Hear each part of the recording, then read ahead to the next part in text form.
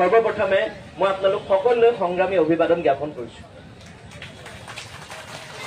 দেখিলো আপোনালোকৰ এই আন্দোলনৰ লৈ পেলাই যি সময়ত গণতান্ত্ৰিক ভাৰতবৰ্ষত আমি বাস কৰো, এখন সংবিধানে এই ভাৰতবৰ্ষক পৰিচালনা কৰি আছে। এই ভাৰতবৰ্ষ কোনো ৰজা মহাৰাজাৰ নিৰ্দেশ মতে আচলতে নচলে। আমাৰ ভাৰতবৰ্ষ, আমাৰ দেশখন, আমাৰ অসমখন, এই অসমখন, এই ভাৰতবৰ্ষখন চলে সংবিধানৰ জৰিয়তে। এই সংবিধানে ভাৰতবৰ্ষৰ নাগৰিকক প্ৰতিবাদ কৰাৰ, কথা কোৱাৰ অধিকাৰ দিছে। আৰু যেতিয়াই প্ৰতিবাদ হ'ব তেতিয়াই যিসকল নিৰ্বাচিত প্ৰতিনিধি আছে, আমি 5 বছৰৰ মূৰে মূৰে নিৰ্বাচনৰ জৰিয়তে আমাৰ মাজৰ পৰাই নিৰ্বাচিত কৰি কেইজনমানক পঠিয়াও, যাতে তেওঁলোকে পৰিচালনা কৰিব পাৰে, দেশখন যাতে চলাব পাৰে। আমাৰ ওপৰত দমনমূলক আচৰণ কৰাৰ কাৰণে তেওঁলোকক পঠিওৱা হোৱা নহয়।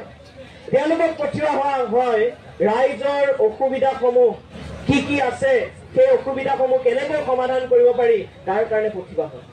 কিন্তু অবাক হলো, আজিৰ পৰা 2 দিন আগত পৰহি মুখ্যমন্ত্ৰীয়ে যিটো মন্তব্য দিলে, সেই মন্তব্যক আমি ধিক্কাৰ জনাইছো। আৰু আজি আপোনালোকৰ সৈতে থিয় হৈ পেলাই পুনৰ সেই কথা কৈছো যে এনেকৈ ৰঙা চকুলৈ অসমৰ মানুহে কেতিয়াও ভয় নকৰে। অসমৰ ৰাইজে ভয় নকৰে, অসমৰ যুৱক যুৱতীসকলে ভয় নকৰে। আজি প্ৰত্যেকটো ক্ষেত্ৰত যিখন চৰকাৰ কেন্দ্ৰ আৰু ৰাজ্যত আছে, তেওঁলোকৰ মূল কথাটোৱে হৈছে কন্ট্ৰেকচুৱেলাইজেশ্যন। তেওঁলোকৰ মূল কথাটোৱে হৈছে কেনেকৈ নিয়মীয়া নকৰাকৈ ৰাখিব পাৰি। আৰু শেহতীয়াকৈ কি আনিছে তেওঁলোকে? শেহতীয়াকৈ তেওঁলোকে ভাৰতবৰ্ষৰ শ্ৰম আইনসমূহ মোহাৰি লেবাৰ কোড আনিছে। এই গোটেই দিশবোৰ অসমৰ মানুহে চাই আছে। তেওঁ আচলতে প্ৰত্যাহ্বান জনাইছে যে ইমান নিবনুৱা আছে, আজি অসমত 22 লাখ নিবনুৱা।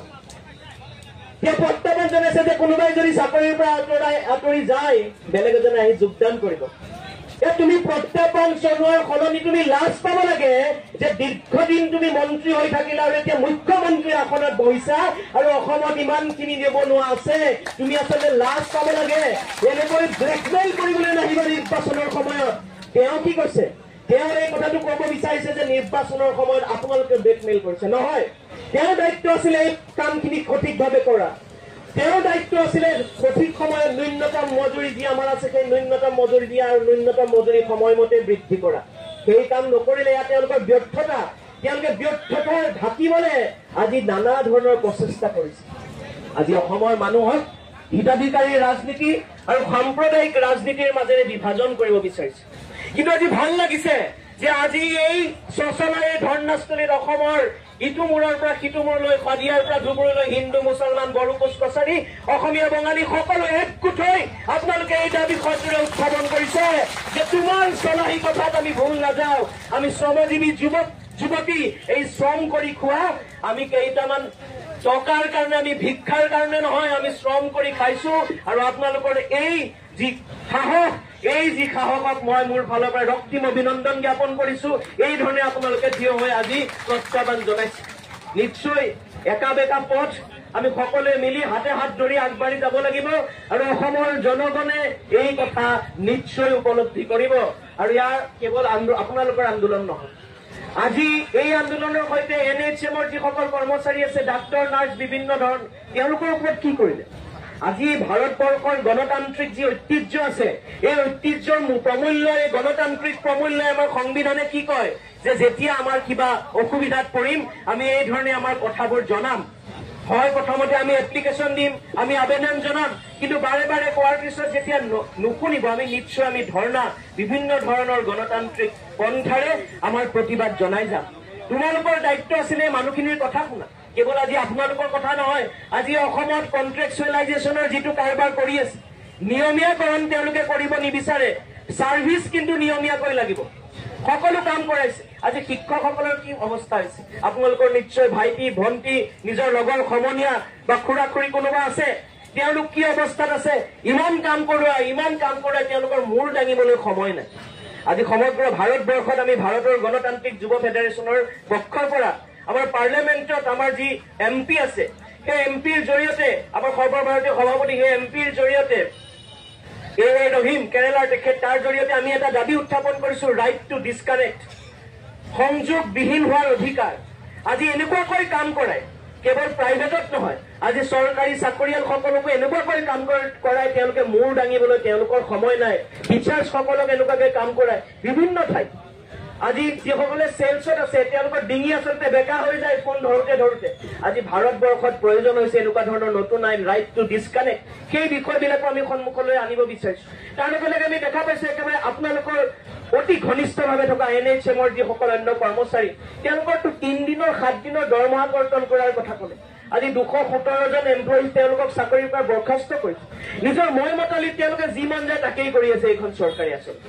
কিন্তু এই সকলে আজি অসমখন চলাই থকা নাই জানো? অসমখন কেইজনমান ৰজা মহাৰজাৰ শাসনত চলি থকা নাই। অসম চলাইছে সাধাৰণ খাটি খোৱা মানুহে, সাধাৰণ এই থলুৱা যুৱক যুৱতীসকলে, অসমবাসীৰ এই উদীয়মান যুৱক যুৱতীসকলে যিসকলে দিনে ৰাতি অহৰহ কাম কৰিছে। এই চিকিৎসাৰ সৈতে জড়িত যি এটা জৰুৰী সেৱা, এই সেৱাৰ সৈতে জড়িত যিসকল যুৱক যুৱতী, যিসকল মানুহ, তেওঁলোকে কৰোণাৰ সময়ততো NHMৰ কৰ্মচাৰীসকলক বিভিন্ন ধৰণে নামাকৰণ কৰা হৈছে। কিন্তু বাস্তৱত আজি কি দেখা পাইছো যে যিসকলে কাম কৰে সেই তেওঁলোকৰ কথা শুনিবলৈ মুখ্যমন্ত্ৰীৰ সময় নাই। কাৰ কথা শুনে? কাৰ কথা শুনে তেওঁলোকে? আম্বানী আদানীৰ কথা শুনে। কাৰ কথা শুনে? হিম্মত সিংকাৰ কথা শুনে। কাৰ কথা শুনে? নিজৰ পৰিবাৰৰ কথা শুনে, পৰিয়ালৰ কথা শুনে। সেইকাৰণে কৈছো যে আজি যেতিয়া গীতটো গাই আছিলে মায়াবিনী ৰাতিৰ বুকুত, প্ৰতিবাৰেই জুবিনদাৰ প্ৰত্যেকটো গীত যেতিয়া কোনো বুকুখন খুন্দা মাৰি যায়, কাৰণ এই জুবিনদাৰ মৃত্যুৰ জৰিয়তে কিন্তু এটা কথা বাৰে বাৰে সন্মুখলৈ আহিছে যে অসমখন আজি কি ধৰণে এটা অসাধু চক্ৰই চলাই আছে। আজি জুবিনদাৰ মৃত্যু কাৰ কাৰণে হল? সন্মুখলৈ আহিছে কেইটামান নাম। সেই কেইটামান নামৰ ভিতৰত এটা নাম হৈছে শ্যামকানু মহন্ত। এই ধৰণে কেইটামান পৰিয়ালে আচলতে অসমখন বৰ্তমান চলাইছে। সেইকাৰণে এই যি আপোনালোকৰ আন্দোলন, সেই আন্দোলন চলাই যাওক। সেই আন্দোলনৰ প্ৰতি আমি আমাৰ সংহতি জ্ঞাপন কৰিছো। এই আন্দোলন জোৰদাৰ হওক আৰু মুখ্যমন্ত্ৰীক আলোচনাৰ মেজলৈ আনিবলৈ আপোনালোকে বাধ্য কৰাৰ লগতে অসমৰ ৰাইজৰো এই দায়িত্ব আছে। আজি এই ইয়াত থিয় হৈ আপোনালোকৰ হৈ সমগ্ৰ অসমবাসী সকলো অংশৰ যুৱক যুৱতী, কাৰণ আজি কেইদিনমানৰ আগতে আপোনালোকে দেখা পাইছে কি ধৰণে পঞ্চায়তত কাম কৰি থকা যুৱক যুৱতীসকলেও একে ধৰণৰ দাবী, নিয়মীয়াকৰণৰ দাবী, চাকৰিৰ নিয়মীয়াকৰণৰ দাবী, মজুৰি সংক্ৰান্তীয় দাবী, সেই দাবীক লৈ আচলতে এতিয়া সকলো একত্ৰিত হোৱাৰ সময় সমাগত। আৰু এই মানুহবিলাকে যিসকল বৰ্তমান শাসনত আছে তেওঁলোকে কিন্তু মানুহক মানুহ বুলি নাভাবে। কি বুলি ভাবে? তেওঁলোকে মানুহক এটা ভূত বুলি ভাবে। সেইকাৰণে এই ভূত বুলি ভাবা যি তেজমঙৰ মানুহক, এইসকল ৰজাঘৰীয়াই তেজমঙৰ মানুহক যেতিয়া ভোট বুলি ভাবে, তেওঁলোককো ভোটেৰেই কিন্তু জবাব দিব লাগিব 2026 চনত, যদি আপোনালোকক এইদৰে প্ৰতাৰণা কৰে। এনেকৈ কাক প্ৰতাৰণা কৰা নাই? কেতিয়াবা নাম লৈছে খিলঞ্জীয়াৰ, আজি খিলঞ্জীয়াসকলক কি কৰিলে? কেতিয়াবা নাম লৈছে অসমীয়াৰ, আজি অসমীয়াক কি কৰিলে? আজি কাক প্ৰতাৰণা কৰা নাই? প্ৰতিটো জাতি জনগোষ্ঠীক প্ৰতাৰণা কৰিছে। কিন্তু বাৰে বাৰে বিভাজন অনাৰ কাৰণে চেষ্টা কৰে। মিয়া, মুছলমান, হিন্দু, বঙালী, অসমীয়া, এই ধৰণে মানুহক বিভিন্ন ধৰণৰ কথা কৈ বিভ্ৰান্ত কৰে, মানুহৰ মাজত বিভাজনৰ সৃষ্টি কৰে। কিন্তু শ্ৰমজীৱী মানুহ, খাটি খোৱা মানুহে সদায় এটা কথা প্ৰমাণ কৰে যে খাটি খাই কষ্ট কৰি আমি জীয়াই আছো আৰু আমাৰ এই যি ঐক্যবদ্ধ প্ৰচেষ্টা ইয়াক কোনো কাৰণতে আমি বিফল হবলৈ নিদিওঁ। সেইকাৰণে আপোনালোকৰ এই প্ৰচেষ্টা, আপোনালোকৰ যি আন্দোলন, সেই আন্দোলনৰ প্ৰতি আমি DYFI ভাৰতৰ গণতান্ত্ৰিক যুৱ ফেডাৰেশ্যনৰ পক্ষৰ পৰা আমি আমাৰ সম্পূৰ্ণ সমৰ্থন জনাইছো।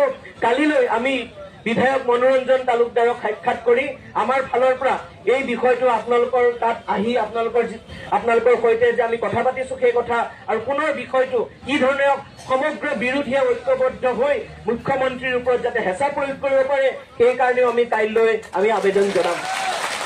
এইখিনি কৈয়ে আপোনালোক সকলোলৈ পুনৰ সংগ্ৰামী অভিনন্দন জ্ঞাপন কৰি মোৰ চমু বক্তব্য সামৰণি মাৰিছো। ইনকলাব জিন্দাবাদ।